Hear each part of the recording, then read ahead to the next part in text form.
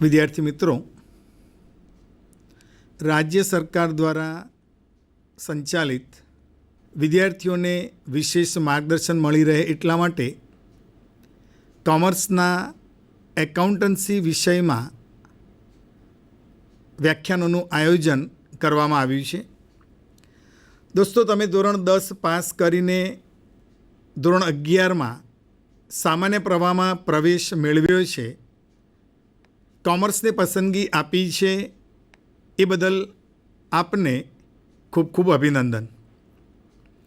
કોમર્સના વિષયોમાં એક મહત્ત્વના વિષય તરીકે નામાના મૂળ તત્વની ગણતરી કરવામાં આવે છે.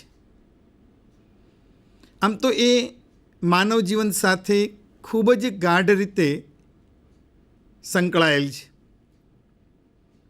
હું મુકેશ પટેલ, કામેશ્વર વિદ્યાલય, અમદાવાદ ખાતે શૈક્ષણિક કાર્યની જવાબદારી નિભાવું છું. બાયસેગના માધ્યમથી નામાના મૂળ તત્વોના વિષયના અનુસંધાનમાં તમારી સાથે આ પ્રકરણ અંગે કેટલુંક માર્ગદર્શન આપવાનો પ્રયત્ન કરી રહ્યો છું. મિત્રો, માનવી એ બુદ્ધિશાળી પ્રાણી છે. તેની અવનવી જીવનશૈલીના કારણે એની અનેક પ્રકારની જરૂરિયાતો એને ઉદ્ભવે છે અને આ જરૂરિયાતોને પૂર્ણ કરવા માટે એને બીજા ઉપર આધાર રાખવો પડે છે. કારણ કે વ્યક્તિ પોતાની બધી જ જરૂરિયાતો પોતાની રીતે, સ્વતંત્ર રીતે એ પૂર્ણ કરી શકતો નથી. એની પાસે કેટલાક કૌશલ્ય છે અને એ કૌશલ્યનો એ ઉપયોગ કરીને પોતાની જરૂરિયાત પૂર્ણ કરવા પ્રયત્ન કરે છે. પરંતુ આ કૌશલ્યની મદદથી બધી જ જરૂરિયાતો પૂર્ણ થતી નથી. એટલા માટે તેણે બીજાના કૌશલ્ય ઉપર પણ આધાર રાખવો પડે છે. એટલે કે વ્યક્તિ પોતાની જરૂરિયાતને પૂર્ણ કરવા માટે બીજાના કૌશલ્યનો પોતાના માટે પણ ઉપયોગ કરે છે અને પોતાના કૌશલ્યનો એ બીજાની જરૂરિયાતને પૂર્ણ કરવા માટે એ મદદરૂપ બનતો હોય છે. મિત્રો, આપણે વિચારીએ કે જ્યારે માનવ જીવનનો શરૂઆતનો તબક્કો હતો, આ શરૂઆતના તબક્કામાં એ જંગલો છોડીને જંગલી અવસ્થામાંથી એ બહાર આવ્યો અને મેદાની વિસ્તારમાં એણે રહેઠાણ શરૂ કર્યું. એટલે કે સમૂહમાં, ટોળીમાં એ રહેતો થયો અને આ વખતે એ પોતાની જરૂરિયાત સંતોષવા માટે બાર્ટર સિસ્ટમ એટલે કે સાટા પદ્ધતિનો એ ઉપયોગ કરવા લાગ્યો. અગાઉના અભ્યાસમાં તમે સાટા પદ્ધતિ વિશે તમને ખ્યાલ પણ છે કે સાટા પદ્ધતિની અંદર વસ્તુ કે સેવાના બદલામાં આપણી જરૂરિયાતને પૂર્ણ કરવા માટે વસ્તુ કે સેવા આપણે મેળવીએ છીએ. ઘણી વખત એવું બને કે વસ્તુના બદલામાં વસ્તુ આપવામાં આવે, સેવાના બદલામાં સેવા આપવામાં આવે, અથવા વસ્તુના બદલામાં સેવા આપવામાં આવે કે સેવા લેવામાં આવે. આ રીતે સાટા પદ્ધતિના માધ્યમથી વ્યક્તિ પોતાની જરૂરિયાત પૂર્ણ કરતો હતો. પરંતુ સાટા પદ્ધતિની કેટલીક મર્યાદાઓ હતી. કદાચ મારી પાસે જે વસ્તુ છે એ હું આપવા માગતો હોઉં, સામેની વ્યક્તિ પાસેથી એ વસ્તુ લેવા માગતો હોઉં, પરંતુ સામેની વ્યક્તિને મારી પાસે જે વસ્તુ છે એની જરૂરિયાત કદાચ ન પણ હોય. આવા સંજોગોમાં આવી અનેક પ્રકારની મુશ્કેલીઓ હતી અને એ મુશ્કેલીઓને દૂર કરવા માટે માનવીએ સૌને સ્વીકાર્ય હોય એવા એક માધ્યમની શોધ કરી. સૌને સ્વીકાર્ય હોય એવું માધ્યમ કે જેને આપણે નાણાં તરીકે ઓળખીએ છીએ. આ એક એવું માધ્યમ છે કે જે સૌને સ્વીકાર્ય છે અને એ માધ્યમથી વ્યક્તિ સેવા કે વસ્તુ મેળવી શકે છે, આપી શકે છે, પોતાની જરૂરિયાતને એ સંતોષી શકે છે.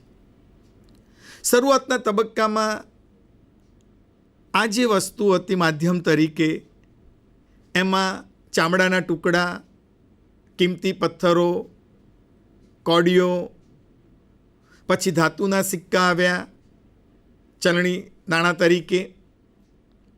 ધાતુના સિક્કાની સાથે સાથે કરન્સી નોટ એટલે કાગળ નાણું પણ અસ્તિત્વમાં આવ્યું, જે આપણે અત્યારે હાલ વ્યવહારમાં ઉપયોગ કરીએ છીએ. એનાથી પણ આજે તો આગળ વધીને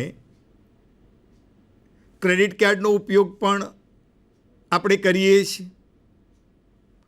ઇલેક્ટ્રોનિક્સનો આ યુગ છે, તો એમાં તો ઘણી વખતે કમ્પ્યુટરની મદદથી આપણે વસ્તુ ખરીદીએ છીએ. ઈ કોમર્સ પણ એને કહી શકીએ. તમે સૌ જાણો છો કે ઓનલાઈન આપણે ખરીદી કરીએ છીએ. મિત્રો, આ જે નાણું માધ્યમ તરીકે આવ્યું, ત્યારે વેપારની જે પ્રક્રિયા છે, ચીજ વસ્તુના ખરીદ વેચાણની જે પ્રક્રિયા છે, એણે ક્રમશઃ ધીમે ધીમે વેગ પકડવા માંડ્યો. અને આ પછી જે વ્યવહારો અસ્તિત્વમાં આવતા ગયા, એને નોંધવાની પણ જરૂરિયાત ઊભી થઈ અને નામું અસ્તિત્વમાં આવ્યું. તમને ઘણી વખત એવો પ્રશ્ન થાય કે આ નામું ક્યારે શરૂ થયું હશે? જો આ બાબતને જાણવી હોય તો આપણે આપણા ઇતિહાસ તરફ એ નજર કરવી પડે. તો ઇતિહાસ તરફ નજર કરતાં ભારત સમર્થક જે ઇતિહાસકારો હતા, એ ચાણક્યના અર્થશાસ્ત્રનો એ ઉલ્લેખ કરે છે અને એ અર્થશાસ્ત્રમાં હિસાબી પદ્ધતિનું અસ્તિત્વ અને મહત્ત્વ એમાં સમજાવેલું છે. ચાણક્યજીનું બીજું નામ એટલે કૌટિલ્ય. એમણે અર્થશાસ્ત્રનું જે પુસ્તક લખ્યું, એ પુસ્તકની અંદર રાજ્યના હિસાબો રાખવા માટે વિગતવાર સૂચનાઓ આપેલ એનો ઉલ્લેખ જોવા મળે છે. એનો મતલબ એ થયો કે એ વખતની શાસન વ્યવસ્થામાં રાજ્ય હિસાબો કેવી રીતે રાખવા એની કેટલીક માહિતી એમાં જોવા મળે છે. એટલે એ વખતે નામાનો ખ્યાલ અસ્તિત્વમાં હતો. ત્યાર પછી ક્રમશઃ જેમ જેમ વર્ષો જતા ગયા, એ પ્રમાણે પણ પશ્ચિમના સમર્થક ઇતિહાસકારો જે છે, એ નામા અંગેનું શ્રેય જે છે એ ઇટાલીના એક પાદરી કે જેમનું નામ લ્યુકા પેસિયોલી છે. આ લ્યુકા પેસિયોલીએ ગણિતશાસ્ત્રની પુસ્તકની રચના કરી અને એ પુસ્તકની અંદર નામા પદ્ધતિની એક સૈદ્ધાંતિક માહિતી, એક પ્રકરણ તરીકે એક સૈદ્ધાંતિક માહિતી એમણે આપી. અને તે પણ ક્યારે? ઈસવીસન 1494. એટલે કે 1494 ઇટાલીના પાદરી લ્યુકા પેસિયોલીએ ગણિતશાસ્ત્રનું એક પુસ્તક રચ્યું. એ પુસ્તકમાં એક પ્રકરણ, જેમાં આજના દ્વિનોંધી નામા પદ્ધતિની સૈદ્ધાંતિક રજૂઆત, લેખિત રજૂઆત કરી. એટલે એક મજબૂત આધાર જેને આપણે કહી શકીએ, એ એમના પુસ્તકમાં આપણને ક્યાંક જોવા મળ્યો. ત્યાર પછી ઔદ્યોગિક ક્રાંતિ અસ્તિત્વમાં આવી. ઔદ્યોગિક ક્રાંતિમાં મોટા મોટા ઔદ્યોગિક એકમો અસ્તિત્વમાં આવ્યા. કરોડો રૂપિયાનું એમાં રોકાણ થવા લાગ્યું અને એક વ્યવસ્થિત રીતે કહી શકાય એવી નામાની જરૂરિયાત ઊભી થઈ. અને કેટલાક લેખકોએ નામાને પુસ્તક તરીકે, સંપૂર્ણ માહિતી તરીકે આપણી સમક્ષ એને રજૂ પણ કર્યું. એટલે આ રીતે આપણે જોવા જઈએ તો નામું જે છે એનો આધાર તો આપણને ઇતિહાસમાં મળે છે. વર્તમાન સમયમાં જે કંઈ આ આર્થિક જગત ચાલી રહ્યું છે, જે કંઈ લેવડ દેવડ થઈ રહી છે, એ બધાની એક પદ્ધતિસર નિયમબદ્ધ ચોપડે નોંધવાની જે જરૂરિયાત છે, જેને આપણે નામાના ખ્યાલ તરીકે ઓળખી શકીએ. વાસ્તવમાં આ હિસાબી પદ્ધતિ જે છે, નામાને હિસાબી પદ્ધતિ તરીકે પણ ઓળખવામાં આવે છે. આ જે હિસાબી પદ્ધતિ છે, આમ તો વેપારી વર્ષ દરમિયાન જે કંઈ વ્યવહારો કરે છે, જે કંઈ લેવડ દેવડ કરે છે, એ લેવડ દેવડ ને એ ચોપડે નોંધે છે. એનું આવક, એના ખર્ચા, આ બંનેના તફાવત દ્વારા નફો કે નુકસાન કેટલું થયું એ જાણી શકાય છે. એટલે હિસાબો એ શું છે? તો હિસાબો એ આવક અને જાવકનો તફાવત, જો આવક વધારે હોય એમાંથી જાવક એટલે કે ખર્ચા આપણે બાદ કરીએ અને નફો વધે, અથવા આવકની સરખામણીમાં જાવક કે ખર્ચનું પ્રમાણ વધારે હોય તો નુકસાન થાય. આમ નફો નુકસાન જાણવા માટેની આ એક વ્યવસ્થા છે. હિસાબો રાખવાની પદ્ધતિ અથવા તો વ્યવસ્થાને હિસાબી પદ્ધતિ તરીકે પણ ઓળખવામાં આવે છે. તો આ હિસાબી પદ્ધતિનો અર્થ આપવા માટે અનેક સંસ્થાઓ અને વ્યક્તિઓએ પ્રયત્ન કર્યો છે. આપણે જોઈએ કે American institute of certified public accounts AICPA એણે હિસાબી પદ્ધતિની બહુ જ સુંદર વ્યાખ્યા આપી છે. આ વ્યાખ્યામાં કે હિસાબી પદ્ધતિ એ વ્યવહારો અને બનાવો જે નાણાકીય લક્ષણ ધરાવતા હોય તેમને નાણાંના સ્વરૂપે નોંધવાની, વર્ગીકરણ કરવાની તેમજ તારણો કાઢીને તેના પરિણામોનું અર્થઘટન કરવાની કળા છે.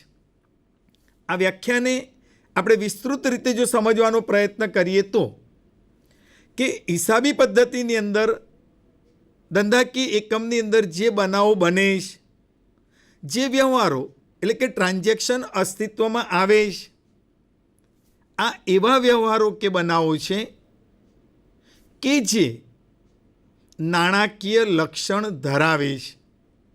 નાણાકીય લક્ષણ ધરાવે છે એનો મતલબ કે એ વ્યવહારનું એક ચોક્કસ મૂલ્ય હોય છે અને એ જે મૂલ્ય છે એ મૂલ્ય એ નાણાંમાં વ્યક્ત કરવામાં આવે છે. એટલે કે જેની વેલ્યુ છે, જેની કિંમત છે, જેને તમે નાણાંના સ્વરૂપે રજૂ કરી શકો છો, એવા જ વ્યવહારોને નાણાકીય રીતે, એટલે કે દાખલા તરીકે 5,000 રૂપિયાનું ફર્નિચર છે તો ચોપડે 5,000 રૂપિયા એ રીતે નોંધવામાં આવે છે. એટલે કે નાણાંના સ્વરૂપે એને નોંધવામાં આવે. ધંધાની અંદર દોસ્તો અનેક પ્રકારના વ્યવહારો થાય છે. રોકડમાં વ્યવહારો થતા હોય, ઉધાર એટલે કે શાખ ઉપર વ્યવહારો થતા હોય, આવકને લગતા વ્યવહારો છે, ખર્ચને લગતા વ્યવહારો છે, મિલકતની ખરીદીને લગતા વ્યવહારો છે. આમ અનેક પ્રકારના જે વ્યવહારો અસ્તિત્વમાં આવે છે, આ વ્યવહારોને જુદા જુદા ચોપડામાં લખવામાં આવે છે અને જુદી જુદી રીતે વર્ગીકૃત કરવામાં આવે છે.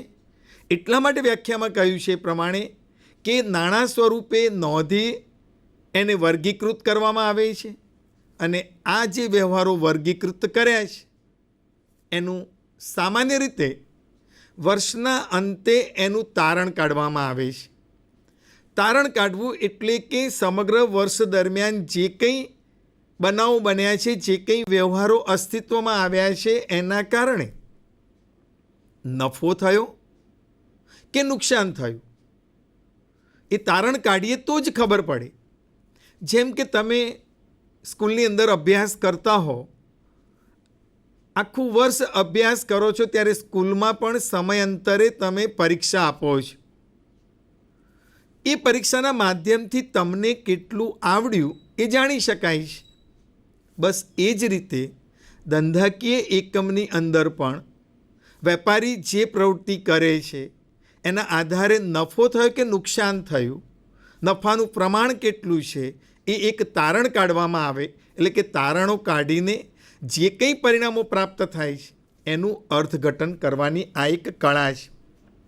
અર્થઘટન એટલા માટે કરવાનું કે માલિકે જે રોકાણ કર્યું છે એ રોકાણના પ્રમાણમાં એને નફો પ્રાપ્ત થાય છે કે કેમ, વેચાણ થયું છે તો વેચાણ જેટલું આયોજન કર્યું હતું એ પ્રમાણે વેચાણ થયું છે કે ઓછું થયું છે, ખર્ચ જે કરવામાં આવ્યા છે એ ખર્ચ પણ મર્યાદામાં છે કે ખર્ચનું પ્રમાણ વધારે છે. એટલે કે જે કંઈ પરિણામ પ્રાપ્ત થાય, દેવું લેણું, મૂડી, મિલકત, આવક, ખર્ચ, નફો, આ પરિણામનું અર્થઘટન કરવામાં આવે છે.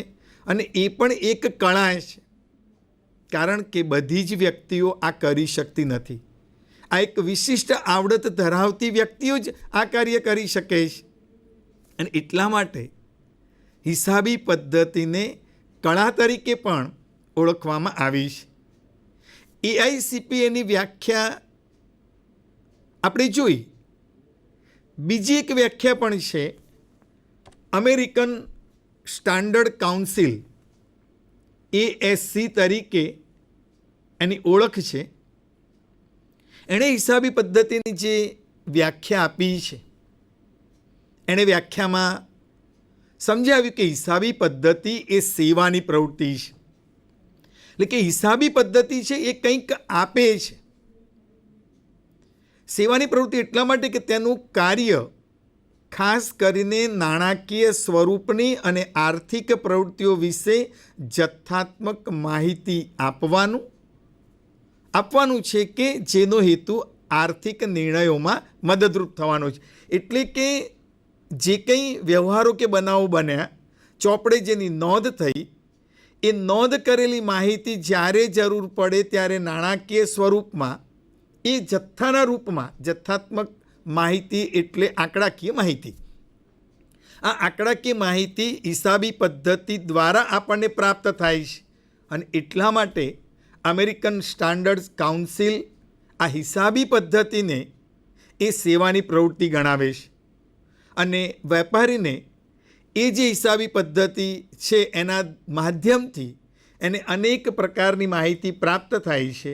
અને એનાથી આર્થિક નિર્ણયો લેવામાં આ માહિતી મદદરૂપ થાય છે. દાખલા તરીકે એકમ સતત નુકસાનમાં ચાલતું હોય તો આર્થિક નિર્ણય તરીકે બી હવે ધંધો ચલાવવો કે બંધ કરવો, તો એનો નિર્ણય કરવામાં આવે. વેચાણ ઓછું હોય તો વેચાણ વધારવા માટેનો પ્રયત્ન કરવો, તો એ પણ એક પ્રકારનો આર્થિક નિર્ણય છે. ખર્ચમાં ઘટાડો કરવો એ પણ આર્થિક નિર્ણય છે. આવકમાં વધારો કરવો તો એ પણ આર્થિક નિર્ણય છે.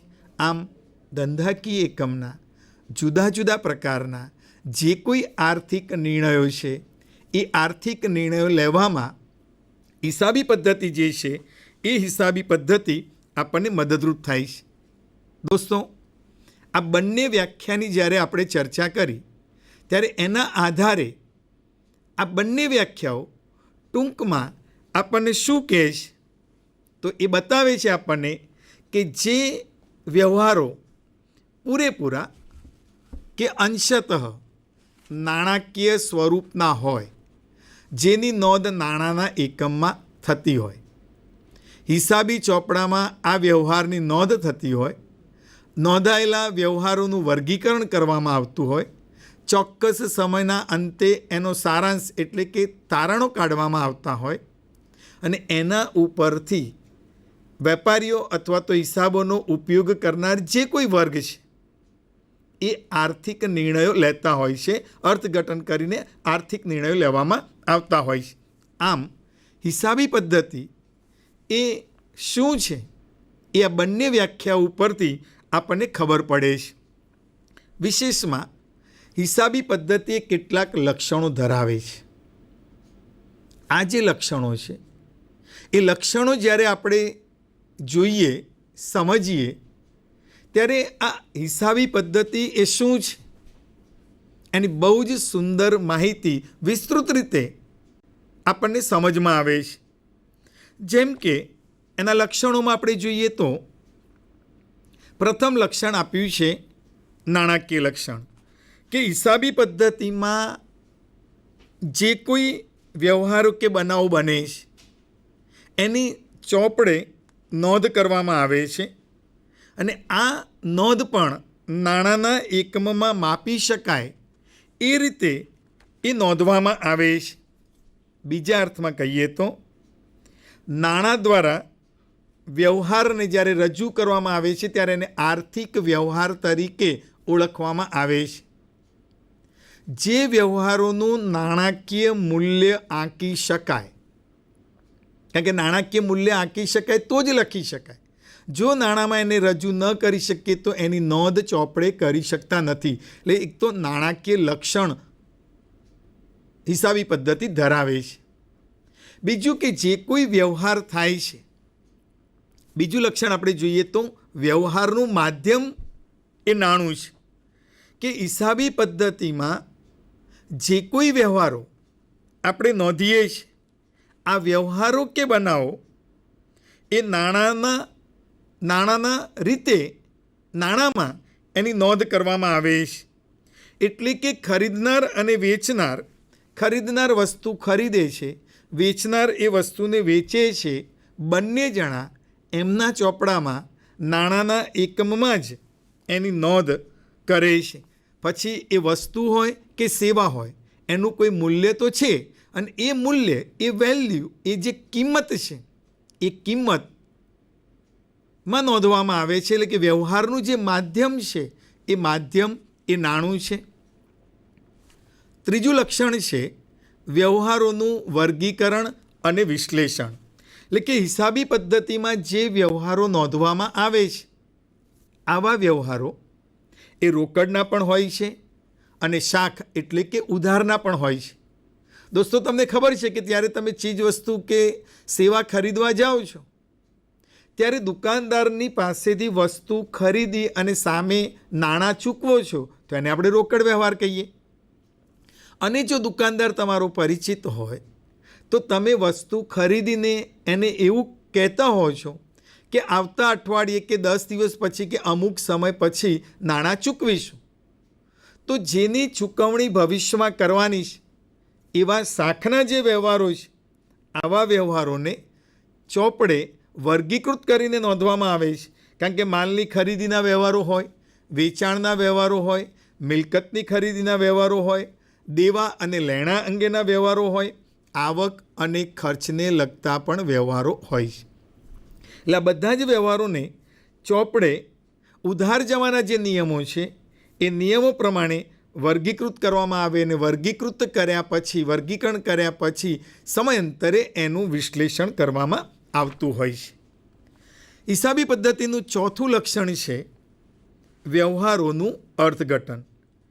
એટલે કે હિસાબી પદ્ધતિમાં ફક્ત હિસાબો તૈયાર કરવામાં આવે એવું નથી, પરંતુ હિસાબો જે તૈયાર થયા છે એ નિર્ધારિત નિયમ પ્રમાણે અને સમયે આ જે હિસાબો તૈયાર થયા છે એમાં જે આપણે વિગતો દર્શાવેલી છે, એમાં જે આંકડાઓ આપેલા છે એનું અર્થઘટન પણ કરવામાં આવતું હોય છે. પાંચમું લક્ષણ એનું છે જથ્થાત્મક માહિતી. આ જથ્થાત્મક માહિતી એટલે શું? તો જથ્થાત્મક માહિતી જે છે એ એક પ્રકારની આંકડાકીય માહિતી. કારણ કે હિસાબી પદ્ધતિ દરમિયાન જે કોઈ બનાવો કે વ્યવહારોને ચોપડે આપણે નોંધીએ છીએ ત્યારે એનું જે માપ છે એ નાણાંના માપમાં એને નોંધવામાં આવે છે. આ નાણાંનું માપ એટલે કે કોઈ વસ્તુની કિંમત 100 રૂપિયા હોય તો 100 રૂપિયા એ એનું માપ છે. હવે હિસાબોમાં જે કોઈ માહિતી નોંધવામાં આવી છે એ નાણાં સ્વરૂપે હોવાથી એ માહિતીને જથ્થાત્મક માહિતી તરીકે ઓળખવામાં આવે છે. એટલે હિસાબી માહિતી, હિસાબી પદ્ધતિ એ જથ્થાત્મક માહિતી પૂરી પાડે છે. ત્યાર પછી છઠ્ઠું નિર્ણય છે આર્થિક નિર્ણયો. આર્થિક નિર્ણયો એટલે કે જે કંઈ બનાવો કે ઘટના કે વ્યવહાર ચોપડે નોંધાયેલી છે અને એનું વિશ્લેષણ પણ થાય, અર્થઘટન પણ થાય, ત્યાર પછી આ જે હિસાબી પદ્ધતિનો ઉપયોગ કરવાવાળો વર્ગ છે એ વર્ગ આ હિસાબોને ધ્યાનમાં લઈ અનેક પ્રકારના આર્થિક નિર્ણયો લેતા હોય છે. દોસ્તો, અહીંયા તમને મનમાં એક પ્રશ્ન પણ કદાચ ઉદ્ભવે કે હિસાબોની જરૂરિયાત તો માલિક માટે છે. તો એવું નથી. ધંધાકીય એકમ દ્વારા જે કોઈ હિસાબો લખાય છે, આ હિસાબોને અનેક વર્ગના લોકો એનો ઉપયોગ કરે છે. ખાસ કરીને કંપનીના અનુસંધાનમાં આપણે વિચારીએ તો કંપનીના હિસાબો એક તો એ નિયમ પ્રમાણે જાહેર કરવા પડે છે. આ કંપનીના હિસાબોનો ઉપયોગ કરી શેર હોલ્ડરો છે, સંભવિત શેર હોલ્ડરો છે, સંચાલકો છે, ધંધાના માલિકો છે, લેણદારો છે, ધિરાણ કરવાવાળા છે, કર્મચારીઓ કંપનીના છે, સરકારી અધિકારીઓ છે, વેરાનું આયોજન કરનારા અધિકારીઓ છે, પરદેશથી કોઈ ઇન્વેસ્ટર હોય તો એ વર્ગના લોકો પણ આ હિસાબોનો ઉપયોગ કરીને આર્થિક નિર્ણયો લેતા હોય છે. અને છેલ્લું લક્ષણ છે ઐતિહાસિક માહિતી. જ્યારે કોઈ વ્યવહાર કે ઘટના કે બનાવ બની જાય છે, એટલે કે વ્યવહાર થઈ ગયા પછી એને ચોપડે નોંધવામાં આવે છે. એક દુકાનદારે 10,000 રૂપિયાનું વેચાણ કર્યું. એ 10,000 રૂપિયાનું રોકડેથી વેચાણ કરે છે. આ વેચાણ કરે છે એટલે ઘટના ઘટી જાય છે, એક બનાવ બની જાય છે, એક વ્યવહાર થઈ જાય છે. ત્યાર પછી વેપારી એના ચોપડે નામાના જે કોઈ નિયમો છે એ ઉધાર જમાના નિયમો પ્રમાણે એ ચોપડે નોંધ કરે છે. એટલે કે જ્યારે નોંધ થઈ જાય છે વ્યવહારની, ત્યારે એ ભૂતકાળ બની જાય છે. અને ઇતિહાસ જે છે એ ભૂતકાળની ઘટનાઓને જ રજૂ કરે છે. એટલા માટે હિસાબી પદ્ધતિ જે છે, આ હિસાબી પદ્ધતિ એ ઐતિહાસિક માહિતી આપણને પૂરી પાડે છે. દોસ્તો, વ્યાખ્યાઓ અને એના પરથી જે આ જુદા જુદા લક્ષણો તારવ્યા, ફરી એક વખત આપણે જોઈએ કે લક્ષણો કયા છે. તો પ્રથમ નાણાકીય લક્ષણ, બીજું છે વ્યવહારનું માધ્યમ નાણું, ત્રીજું વ્યવહારોનું વર્ગીકરણ અને વિશ્લેષણ, ચોથું વ્યવહારોનું અર્થઘટન, પાંચમું જથ્થાત્મક માહિતી, છઠ્ઠું આર્થિક નિર્ણયો, સાતમું ઐતિહાસિક માહિતી. આમ વ્યાખ્યાઓ અને એના પરથી તારવવામાં આવેલા જે લક્ષણો છે એના આધારે હિસાબી પદ્ધતિની આખી એક પ્રક્રિયા આપણા સમજમાં આવે છે. એટલે કે આ જે હિસાબી પદ્ધતિ છે એ હિસાબી પદ્ધતિ એક પ્રક્રિયા છે. અને પ્રક્રિયા એટલા માટે કહી છે કે એક સતત પ્રોસેસ છે. વ્યવહાર બને છે, એના આધારે ચોપડે નોંધાય છે, એને વર્ગીકૃત કરીએ છીએ, વર્ગીકૃત કર્યા પછી એનો સારાંશ કાઢવામાં આવે, સારાંશ કાઢ્યા પછી એનું અર્થઘટન કરવામાં આવે, અર્થઘટન કર્યા પછી નિર્ણયો લેવામાં આવે. આમ એક આખી સળંગ પ્રક્રિયા છે. એટલે હિસાબી પદ્ધતિને એક પ્રક્રિયા તરીકે ઓળખવામાં આવે છે.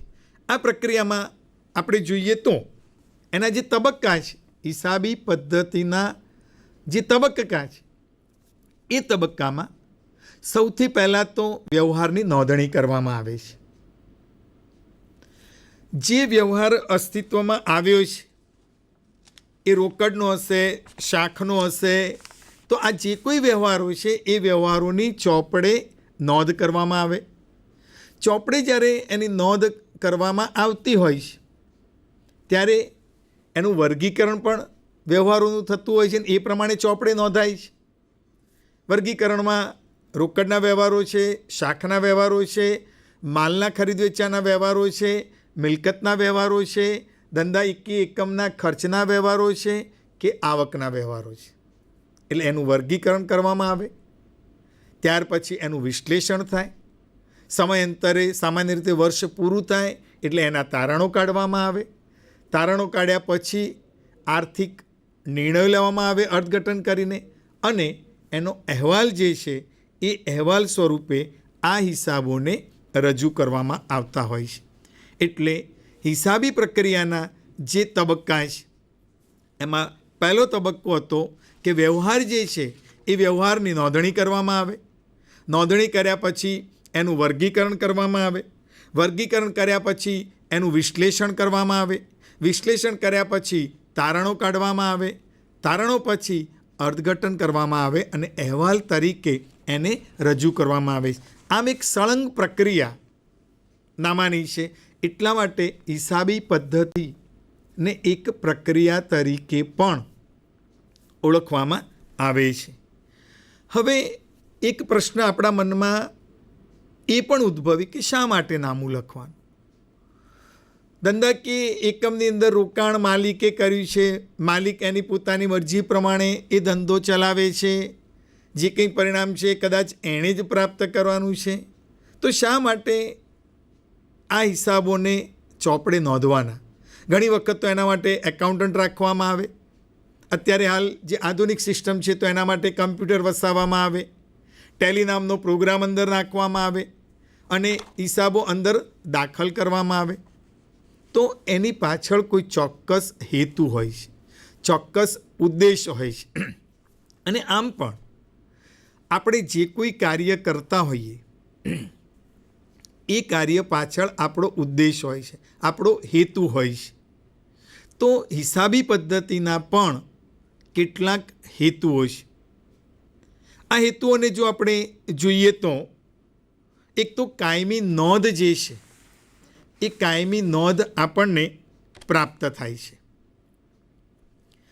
આપણે જોઈએ તો જે હિસાબો લખવામાં આવે ચોપડે એની નોંધ કરવામાં આવે, જ્યારે જરૂર પડે ત્યારે આપણે એને જાણી શકીએ. કારણ કે બધા જ વ્યવહારો વેપારી યાદ રાખી શકતો નથી. એની કેટલીક મર્યાદાઓ છે અને અનેક વ્યક્તિઓ સાથે અનેક પ્રકારના વ્યવહારો થતા હોય ત્યારે એને ફરજિયાત રીતે ચોપડે નોંધીએ ત્યારે જરૂર પડે ત્યારે એ માહિતી આપી શકાય.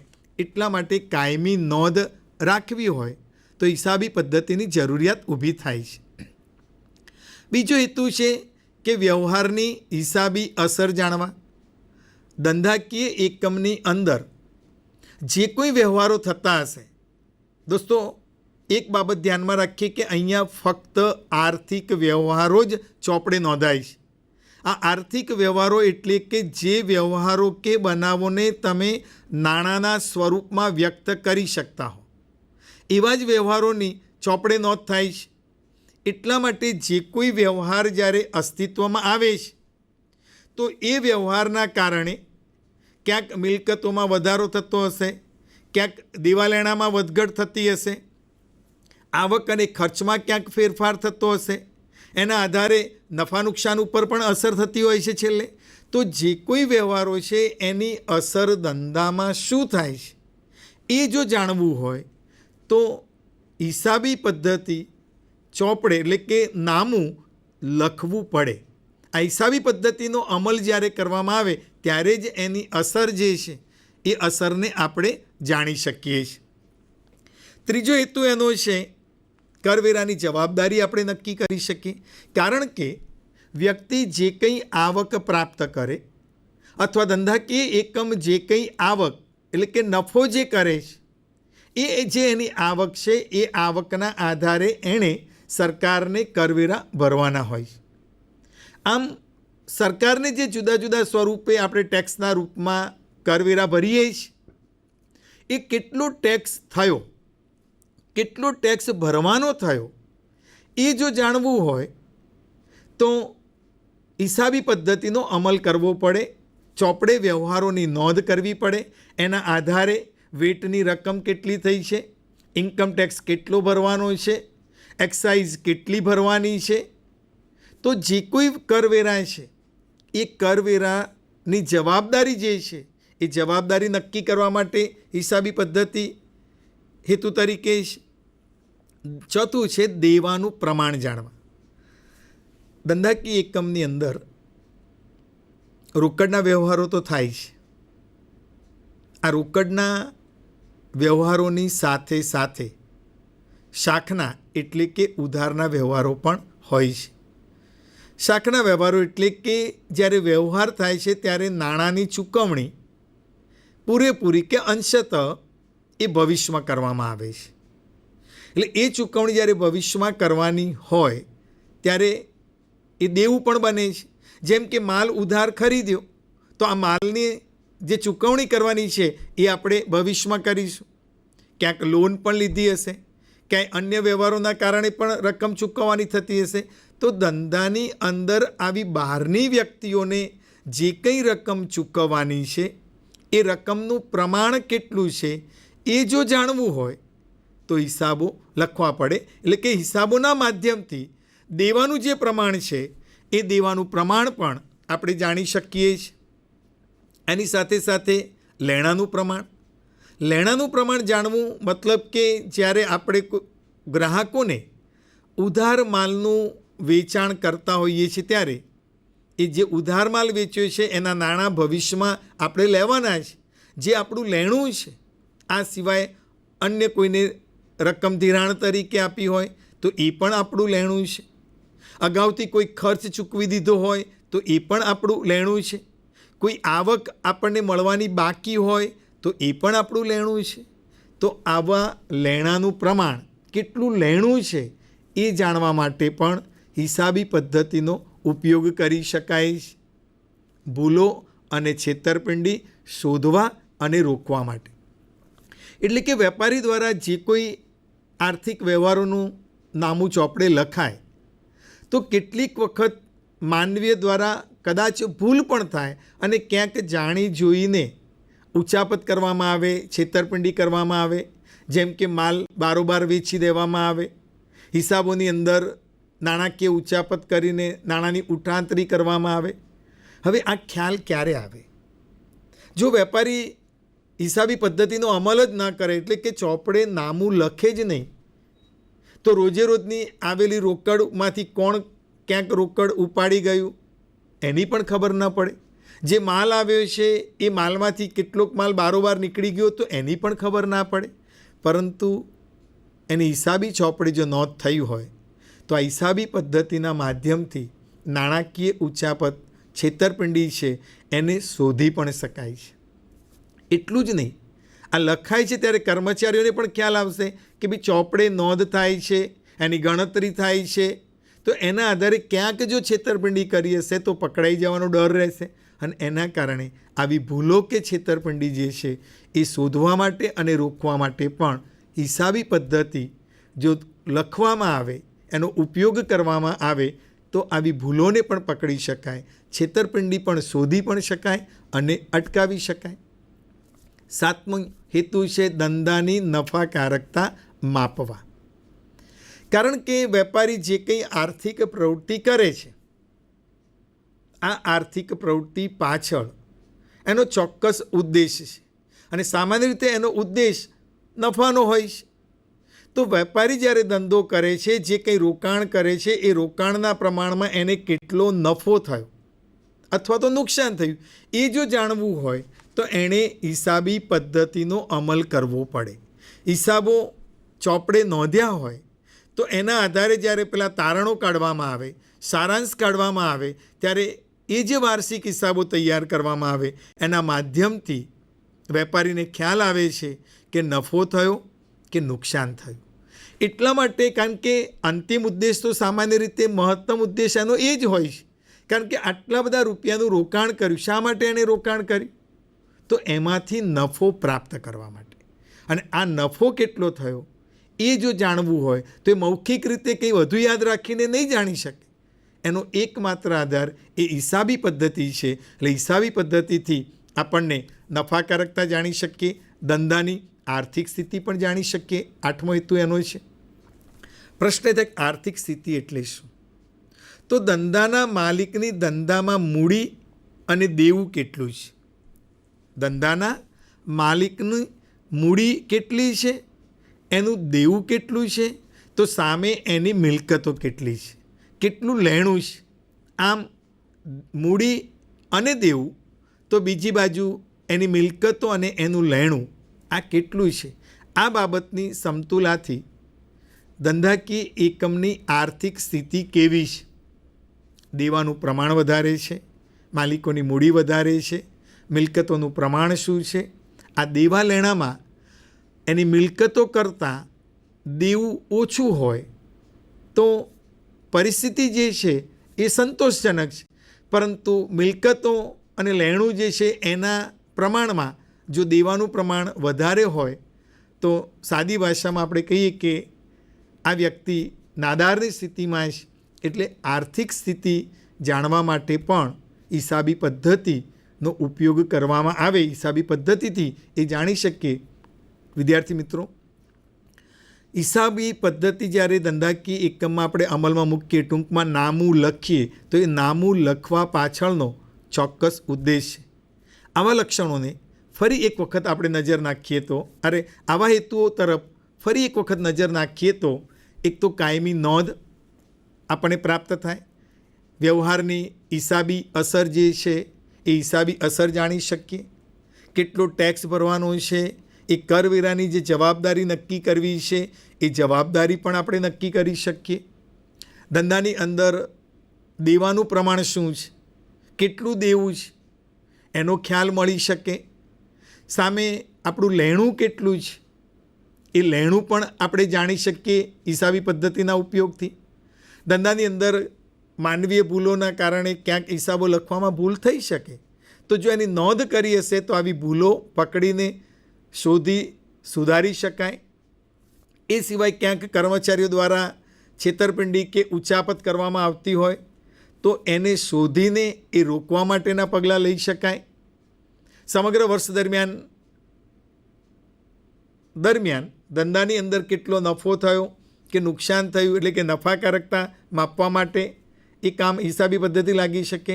અને અંતે ધંધાની આર્થિક સ્થિતિ શું છે એ આર્થિક સ્થિતિ પણ આપણે જાણી શકીએ છીએ. એટલે આ બધા હેતુઓને ધ્યાનમાં રાખીને વેપારી દ્વારા હિસાબી પદ્ધતિ નોંધવામાં આવે છે, હિસાબો નોંધવામાં આવે છે. સરળ તો નામા તરીકે એની નોંધ કરવામાં આવતી હોય છે. એ પણ પ્રશ્ન છે કે આ હેતુઓ માટે જ્યારે હિસાબી પદ્ધતિનો ઉપયોગ કરવામાં આવે તો એનાથી ધંધાકીય એકમની અંદર અનેક પ્રકારના ફાયદા પણ થઈ શકે છે. આમ તો જે હેતુઓની મેં ચર્ચા કરી એ જ હેતુઓને આપણે ફાયદામાં કે ઉપયોગિતામાં પરિવર્તિત કરી શકીએ છીએ, કારણ કે આપણા હેતુઓ પૂર્ણ થાય એટલું આપણને ઉપયોગી બને એ આપણા માટે ધંધાકીય એકમ માટે ફાયદારૂપ છે.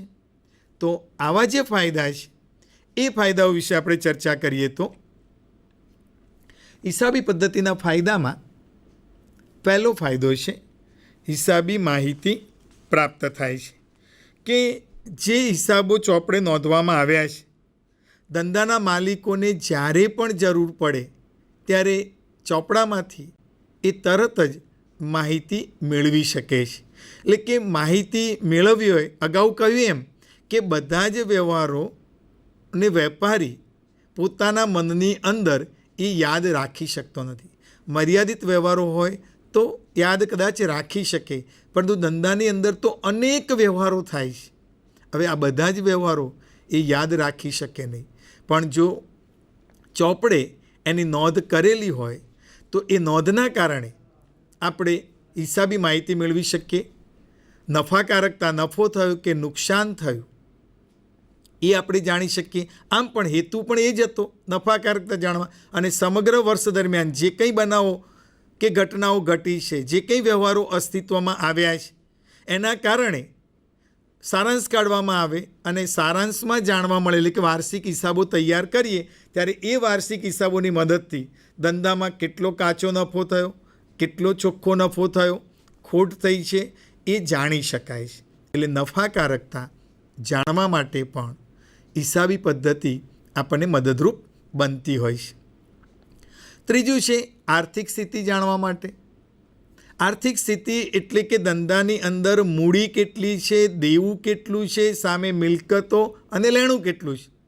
આ જે આર્થિક સ્થિતિ છે એ ધંધાની આર્થિક સ્થિતિ કેવી છે આ ક્યારે ખબર પડે કે જ્યારે વર્ષના અંતે વેપારી દ્વારા જે હિસાબી પદ્ધતિ તૈયાર કરી છે અને વાર્ષિક હિસાબો તૈયાર કરે છે અને વાર્ષિક હિસાબોની અંદર એનું જે બેલેન્સ શીટ એટલે કે પાકું સરવૈયું તૈયાર કરવામાં આવે ત્યારે પાકા સરવૈયા ઉપરથી મૂડી, દેવું, મિલકતો અને લેણું એ જાણી શકાય છે. એટલે આર્થિક સ્થિતિ પછી કરવેરાનું આયોજન, કારણ કે સમયાંતરે ધંધાકીય એકમે સરકારમાં ટેક્સ ભરવો પડે છે. કયા કયા કરવેરા સામાન્ય રીતે હોય છે? તો ધંધાકીય એકમ દ્વારા વેટ ચૂકવવામાં આવે, એટલે કે ગ્રાહક પાસેથી વસૂલ કર્યો છે સરકારમાં એ ભરવાનો છે, એટલે વેટ છે. નફો થાય એ આવક ઉપર ઇન્કમ ટેક્સ છે. એ જ રીતે ઉત્પાદન કરતા એકમો હોય તો એમણે એક્સાઇઝ ચૂકવવાની હોય તો એ એક્સાઇઝની ગણતરી થઈ શકે. બહારથી માલ ખરીદેલો છે તો કસ્ટમ ડ્યુટી છે તો એ કસ્ટમ ડ્યુટીનો પણ ખ્યાલ આવે. સર્વિસ આપતા એકમો જે છે એમણે સર્વિસ ટેક્સ ભરવાનો હોય છે તો એ સર્વિસ ટેક્સ કેટલો ભરવાનો છે એ જાણી શકાય છે. આમ ધંધાકીય એકમમાં જ્યારે હિસાબી પદ્ધતિ એટલે કે ચોપડે જ્યારે એની નોંધ થઈ છે, આ હિસાબી પદ્ધતિથી આપણે કેટલો ટેક્સ ભરવાનો છે એનું પ્લાનિંગ કરવાનું, સમયાંતરે એ એડવાન્સ ટેક્સ તરીકે અથવા તો ફાઇનલ ટેક્સ તરીકે ભરવાનો આવે છે. તો આ ટેક્સ ભરવાની બાબત પણ એ જાણી શકાય છે. ધંધાનું મૂલ્યાંકન પણ થઈ શકે. ધંધાનું મૂલ્યાંકન એટલે ઘણી વખતે ધંધાકીય એકમનું વેચાણ કરવું છે. સમગ્ર ધંધો આપણે વેચી દેવો છે. હવે સમગ્ર ધંધો જો વેચવો હશે તો એની કિંમત તો નક્કી કરવી પડશે. તો આ કિંમત કયા આધારે નક્કી થાય? તો હિસાબી ચોપડે જે મિલકતો છે, દેવું છે, લેણું છે એને ધ્યાનમાં રાખીને ધંધાકીય એકમનું મૂલ્યાંકન થતું હોય છે. એટલે ધંધાના મૂલ્યાંકન માટે પણ હિસાબી પદ્ધતિ ઉપયોગી છે. નિર્ણય ઘડતર માટે એટલે કે અનેક પ્રકારના આર્થિક નિર્ણયો લેવાના હોય છે. જ્યારે સારાંશ કાઢવામાં આવે, પરિણામ પ્રાપ્ત થાય તો એ પરિણામના આધારે ધંધાના માલિકો, કંપની હોય તો બોર્ડ ઓફ ડાયરેક્ટર્સ એટલે કે સંચાલકો અનેક પ્રકારના નિર્ણયો લેતા હોય છે. તો આ નિર્ણય લેવા માટે પણ હિસાબી પદ્ધતિ જે છે એ હિસાબી પદ્ધતિ ઉપયોગી બનતી હોય છે. તો એને પુરાવા તરીકે પણ રજૂ કરી શકાય. જે કંઈ વ્યવહારો થયા એની ચોપડે નોંધ થઈ. હવે ભવિષ્યમાં ક્યાંક કોઈક એવી મુશ્કેલી ઊભી થાય, કોઈક આપણી સાથે જે લેવડ દેવડ કરનાર છે એ વ્યવહારનો સ્વીકાર ન કરતો હોય અથવા તો હિસાબોમાં ક્યાંક મુશ્કેલી ઊભી થઈ હોય તો જે નામું લખાયું છે એટલે કે ચોપડે જે નોંધ થઈ છે એને પુરાવા તરીકે કોર્ટની અંદર પણ રજૂ કરી શકાય છે. કારણ કે જો લખ્યું હોય તો રજૂ કરી શકાય. અને એટલા માટે આ હિસાબી પદ્ધતિ જે છે આખી એટલે કે જે નામું આપણું લખાયેલું છે એ નામાના ચોપડાઓને જરૂર પડે ત્યારે આપણે પુરાવા તરીકે પણ એને રજૂ કરી શકતા હોઈએ છીએ. નૈતિક અંકુશ. આ નૈતિક અંકુશની બાબત એ રીતે છે કે હિસાબી પદ્ધતિ એટલે કે ચોપડે જ્યારે આપણે નોંધ કરીએ છીએ વ્યવહારોની એટલે ક્યાંક એકાઉન્ટન્ટની એટલે કે હિસાબનીશની માનવીય ભૂલના કારણે સ્વાભાવિક છે એ પણ વ્યક્તિ છે એટલે લખતા ક્યાંક એના દ્વારા પણ ભૂલ થાય. તો એવી કોઈ ભૂલો છે અથવા તો જાણી જોઈને કર્મચારીઓ દ્વારા એકમની અંદર કરવામાં આવતી ઉચાપત છે, નાણાકીય ગોલમાલ છે. તો આ નાણાકીય ગોલમાલ, છેતરપિંડી, ઉચાપતને જો અટકાવવી હોય તો વ્યવહારોની પદ્ધતિસર નિયમબદ્ધ ચોપડે નોંધ થાય અને જ્યારે એને ચકાસવામાં આવે ત્યારે ક્યાંક આવી ભૂલો કે આવી ઉચાપતને આપણે શોધીને અટકાવી શકીએ છીએ. બીજા અર્થમાં કહીએ તો કામ કરતા જે કર્મચારીઓ છે હિસાબોના માધ્યમથી કર્મચારીઓ ઉપર એક પ્રકારનો નૈતિક અંકુશ જેને કહી શકાય, આવો નૈતિક અંકુશ આપણે રાખી શકીએ છીએ. 9મો ફાયદો છે ભૂતકાળની કામગીરી સાથે તુલના. કારણ કે હિસાબો વર્ષો વર્ષ લખાય છે. હવે એ વર્ષો વર્ષ લખાયેલા જે હિસાબો છે એની તુલના ભૂતકાળના હિસાબો સાથે પણ થતી હોય છે. ગયા વર્ષે કેટલો નફો થયો, એના આગળના વર્ષે કેટલો નફો થયો, ગયા વર્ષે કેટલું વેચાણ થયું, એના આગળના વર્ષે કેટલું વેચાણ હતું, ખર્ચનું પ્રમાણ શું હતું, મિલકતોનું પ્રમાણ શું હતું. તો ભૂતકાળના જે આંકડાઓ આપણી પાસે છે, વર્તમાન સમયના અંતે, વર્ષના અંતે જે આપણે આંકડાઓ તૈયાર કર્યા છે, આ બંનેની સરખામણી કે કમ્પેરિઝન થાય છે. એટલે કે હિસાબો જે છે એ હિસાબોની ભૂતકાળના હિસાબો સાથે આપણે સરખામણી પણ કરીએ છીએ. એટલું જ નહીં, આપણા જ જેવો ધંધો કરનાર અન્ય ધંધાકીય એકમ હોય તો એના હિસાબોની સાથે આપણા હિસાબોની પણ આપણે તુલના કરતા હોઈએ છીએ. ખાસ કરીને કંપની ક્ષેત્રમાં, એટલે કે કોર્પોરેટ ક્ષેત્રમાં, કારણ કે એમના જે હિસાબો છે એ હિસાબો તો જાહેર કરવા પડે છે. એટલે આવા જાહેર થયેલા હિસાબો આપણી કોઈ હરીફ કંપની છે તો એ હરીફ કંપનીના હિસાબોને આપણા હિસાબો સાથે આપણે સરખાવીએ. એનો નફો કેટલો છે, આપણો નફો કેટલો છે, એનું વેચાણ કેટલું છે, આપણું વેચાણ કેટલું છે, એના ખર્ચનું પ્રમાણ શું છે, આપણા ખર્ચનું પ્રમાણ શું છે, એનો જાહેરાત ખર્ચ કેટલો છે, આપણો જાહેરાત ખર્ચ કેટલો છે. આમ હિસાબોની પોતાના જ હિસાબો, પોતાના ભૂતકાળના હિસાબો સાથે પણ સરખામણી થઈ શકે છે અને અન્ય કંપનીઓ સાથે પણ એ હિસાબોની સરખામણી કરી શકાય છે. અને અંતમાં આ હિસાબી પદ્ધતિની કેટલીક મર્યાદાઓ પણ છે. આવી મર્યાદાઓમાં એક તો બિન નાણાકીય વ્યવહારો જે છે, આ બિન નાણાકીય વ્યવહારો ચોપડે નોંધાતા નથી. જેનું નાણાકીય મૂલ્ય છે, જેને નાણાંમાં રજૂ કરી શકાય છે, એવા વ્યવહારોની જ ચોપડે નોંધ થાય છે. જે બિન નાણાકીય વ્યવહારો છે એ બિન નાણાકીય વ્યવહારોની નોંધ થતી નથી. ઘણી વખતે આવા બિન નાણાકીય વ્યવહારો અસર કરતા હોય છે. આપણા ત્યાં મેનેજર છે, નિષ્ઠાવાન મેનેજર છે, એની મહેનતથી સારામાં સારી રીતે ધંધાકીય એકમ ચાલતું હોય છે. હવે આવી વ્યક્તિ ધંધો છોડીને જતી રહે તો એની અસર ચોક્કસ ધંધામાં થાય છે, પણ એ કેટલી થાય છે એ સ્પષ્ટ થતું નથી. એને નાણાંમાં આપણે રજૂ કરી શકતા નથી. ધંધાકીય એકમમાં કેવળ બિન નાણાકીય વ્યવહારો જ નોંધાય છે. નાણાંનું મૂલ્ય જે છે એ નાણાંનું મૂલ્ય સ્થિર ધારવામાં આપ્યું છે. વાસ્તવમાં નાણાંનું મૂલ્ય સ્થિર હોતું નથી. જે બનાવો બની જાય છે એવા ભૂતકાળના બનાવો જ ચોપડે નોંધાય છે. એટલે આ ઐતિહાસિક વ્યવહારો છે એ જ વ્યવહારોને નોંધાય છે. બજાર કિંમત જે છે એ બજાર કિંમતની, કારણ કે મિલકતો જે છે એ ચોપડે મૂલ્ય નોંધાયેલી હોય છે, એ જૂની ખરીદ કિંમત નોંધાયેલી છે. વાસ્તવમાં બજાર કિંમત એની કંઈક જુદી હોય છે, તો આ બજાર કિંમતની પણ અવગણના થાય છે. કેટલાક વ્યવહારો અંદાજોના આધારે છે. દાખલા તરીકે ભૂતકાળમાં જે ગાલખાત પડી છે એના આધારે વર્તમાનમાં આપણે એક શકમંદ લેણા અનામત કે ગાલખાત અનામત રાખતા હોઈએ છીએ. આ હવે એક અંદાજ ઉપર આધારિત છે. એટલે અંદાજોનો અને અંદાજ એ સંપૂર્ણ સાચા હોતા નથી. અને બેવડા ધોરણો જેને કહી શકાય એવા બેવડા ધોરણો, એટલે કે નફા નુકસાન ખાતું ચાલુ કિંમતે નોંધાય છે, જ્યારે પાકું સરવૈયું છે એ ઐતિહાસિક કિંમતે દર્શાવાય છે. આમ બેવડા ધોરણો જોવા મળે છે. ટૂંકમાં બિન નાણાકીય વ્યવહારો જે છે એ બિન નાણાકીય વ્યવહારો એક તો છે. ત્યાર પછી ઐતિહાસિક વ્યવહારો, નાણાંનું મૂલ્ય સ્થિર ધારવામાં આવ્યું છે, બજાર કિંમતની અવગણના કરવામાં આવે છે, અંદાજોનો ઉપયોગ કરવામાં આવડે છે, બેવડા ધોરણો એટલે કે નફા નુકસાન ખાતું ચાલુ કિંમતે નોંધીએ છીએ, જ્યારે પાકું સરવૈયું છે એ ઐતિહાસિક કિંમતે નોંધીએ છીએ. આમ બેવડા ધોરણોનો ઉપયોગ કરવામાં આવે છે.